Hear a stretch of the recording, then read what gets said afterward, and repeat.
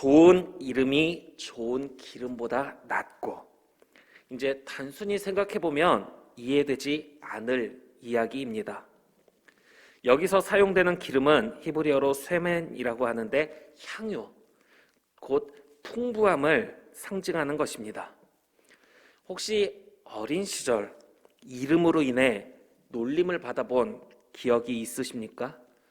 오래전에는 부모가 자녀의 이름을 정말 대충 지어버린 경우가 있어서 장성한 후에 스스로 개명을 신청하는 경우도 있습니다.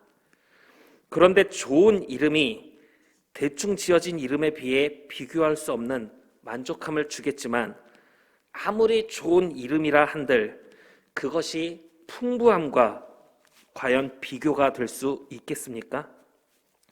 좋은 이름이 놀림받을 이름보다 나은 정도라는 것은 이해하겠지만, 풍부함보다 더 낫다고 하는 것에 대해서는 공감되지 않을 수도 있습니다.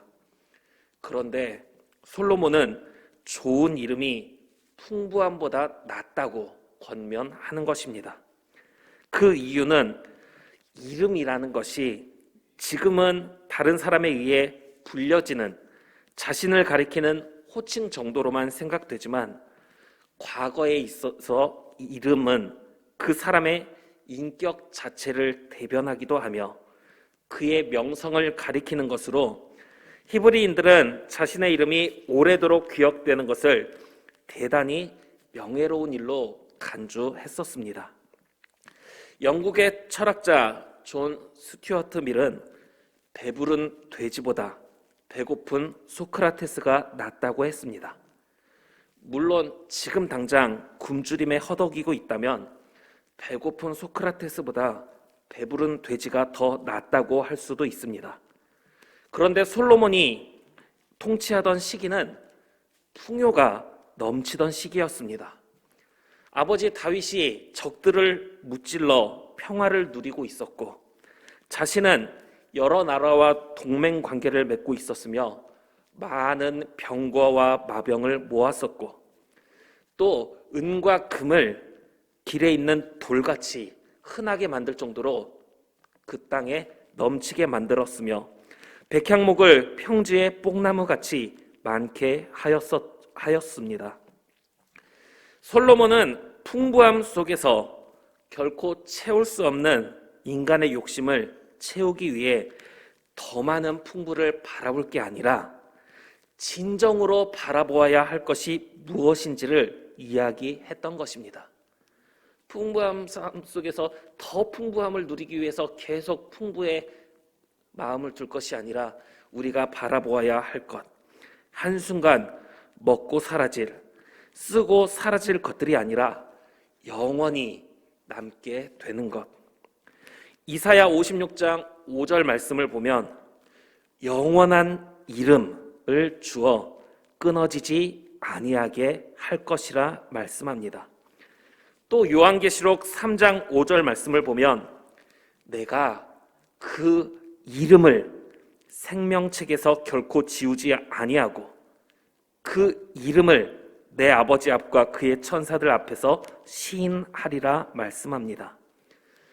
풍요보다 좋은 이름을 강조하는 것, 한순간의 풍요가 아니라 영원한 삶의 중요성에 대해 이야기하는 것입니다. 재력가 부모가 있습니다. 그는 수완이 다하여 죽기 직전 자신의 모든 재산을 어려운 이웃을 위해 다 나눠줍니다. 이 일에 대해서 누군가는 그의 선행을 칭송할 것이고 누군가는 자녀에게 줬어야지 하는 생각을 품을 것입니다. 부모가 재산이 없어서 못 물려주는 것이 아니라 다른 어려운 사람을 돕기 위해 나눔으로 인해서 내가 물려받지 못하게 된다면 우리는 어떤 마음이 들겠습니까? 우리는 눈앞의 풍요와 영원한 이름, 어디에 더 마음이 가게 됩니까? 덕망 있는, 존경받는 이름은 그냥 생기는 것이 아닙니다. 은금이 돌같이 흔하게 여겨질 정도로 풍부한 시대라고는 하지만 모두가 그 풍부를 누리고 있던 것은 아니었습니다. 이제 12월 7일 어제 국세청에서 발표한 2021년도 직장인의 평균 연봉이 4천만 원이라고 합니다. 그럼 평균 연봉이 4천만 원이면 오늘 이 자리에 오신 분들은 다 4천만 원씩은 벌고 계십니까? 이게 평균이라는 겁니다. 많이 버는 사람이 있어서 그만큼 평균값이 올라가는 것이지 모두가 그만한 소득을 거두는 건 아니라는 거죠. 누군가는 최저임금으로, 누군가는 그에도 못 미치는 소득으로 삶을 살아갑니다.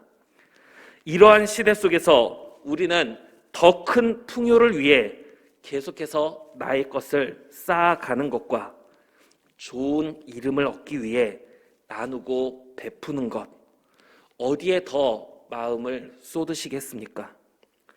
분명 나누는 사랑에는 자기의 것을 찢어야 하는 희생과 아픔이 있지만 그곳엔 평안과 기쁨이 있고 그곳엔 감격과 확신이 있습니다. 세상의 가치로는 매길 수 없는 놀라운 은혜가 있는 것입니다.